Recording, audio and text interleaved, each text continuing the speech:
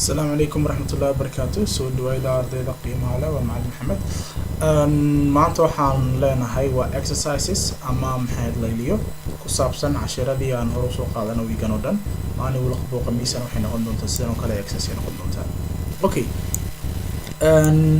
maanta waxaan xagan ku eegayno waxay yihiin sida loo isticmaalo labadan eray ah ama loo isticmaalo this is iyo these are.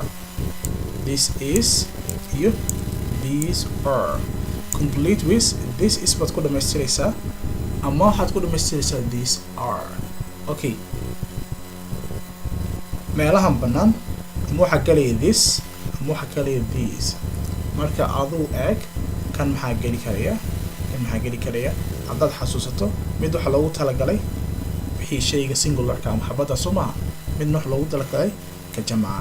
marka waxa la wixii jamcood aragto waxaad gelinaysaa waa maxay these are. waxa la wixii single aragto waxaad gelinaysaa waa maxay this is. Okay, so eega marka maxaa like jawaabaha waad soo buuxin doontaan insha Allah 1 ilaa 10 si isugu xigaan mid walba waad ku soo qori doontaa oo mid walba marka ayaad insha Allah noo soo diri doontaa. Okay, anna idin check karin doona waxaad kusoo diri doontaan insha Allah Telegram-ka aad kusoo diri doontaan lambarkeena noo soo diri doontaan insha Allah. Okay, waa 1 ilaa 9 1 ilaa 9. Okay, si fiican u eeg marka jawaabaha si isugu xigaan soo qori doontaan insha Allah.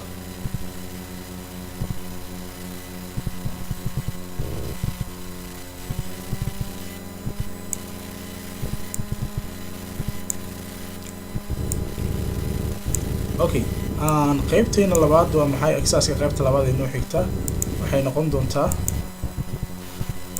qaybta labaad ee noo xigta comparing ama like my house. waxaan qaadanay my house somaha ama gurigeena.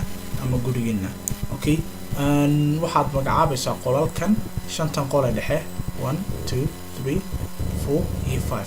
shantan qol ee dhexe ayaad magacaabaysaa oo magacyadooda aad isoo qoraysaa saan hore soo qaadanay insha Allah. magacyadooda aad ku qori doontaa shanta qol 1 2 3 4 5. shanta qol ee dhexe waxaan intan hoose iyo inta saraba isaga taga labada isaga taga laakiin shanta dhexe baad isoo qori doontaan magacyadoodii. qayb saddexaad exercise-keena wuxuu noqon doonaa waxaan isbarbar dhigaynaa laba guri baan isbarbar dhigaynaa anagoo isticmaalayna waa maxay has got iyo hasn't. has got iyo hasn't anagoo isticmaalayna ayaynu isbarbar dhigaynaa gurigan weyn iyo guriga kale ka daba iman doona. marka haddaan erayada idinku cusub idiin sheego bedroom waan naqaanaa, bathroom waan naqaanaa, bedroom kalena waa isla meeshii, kitchen waan naqaanaa, living room waan garanaynaa soo maha. waxaa kusoo kordhay eray liila lounge oo asna living room uun u dhigma yani lounge. Okay, dining room waa qolka cuntada. dining room waa qolka cuntada soo maha. utility room waxaa la yidhahdaa qolka loogu talagalay in dharka lagu meedho iyo waxyaalaha waxaa la yidhahdaa utility room. magac kalena uu leeyahay oo arki doonaa utility room. hallway waxaa la yidhahdaa meeshan daaradda u dhexeysa qolalka ayaa la yidhahdaa hallway. marka si fiican oo gurigan waxaad qortaa ashyaada uu leeyahay oo dhan. wuxuu noqonayaa this one wuxuu noqonayaa house A buu noqonayaa house A iyo house B na aynu eegno wixii ku kala duwanaada ay sheegi doonaa. Okay, house B na waa kan. house B wuxuu leeyahay tirino guest room buu leeyahay. guest room oo ah qolkii martida.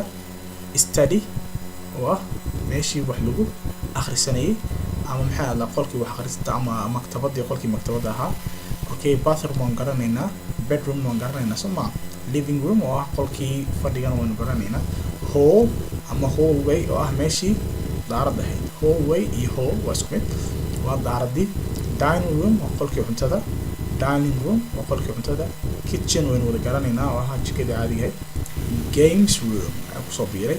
games room oo ah qol loogu talagalay in lagu ciyaaro gameska iyo waxyaalaha. laundry room waa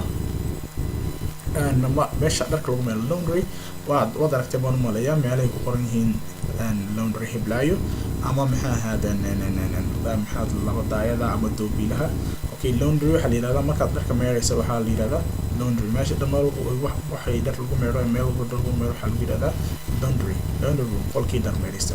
Okay, marka labada guri aad is eegi doontaan, house A iyo house B, waxaadna samayn doontaan oo isbarbar dhigi doontaan adinkoo isticmaalaya has got uu leeyahay iyo hasn't oo ah malaha. has got uu leeyahay, hasn't waa maxay? malaha. Okay, arday insha Allah waa inoo wiiga dambe. Assalaamu calaykum waraxmatullaahi wabarakaatuh.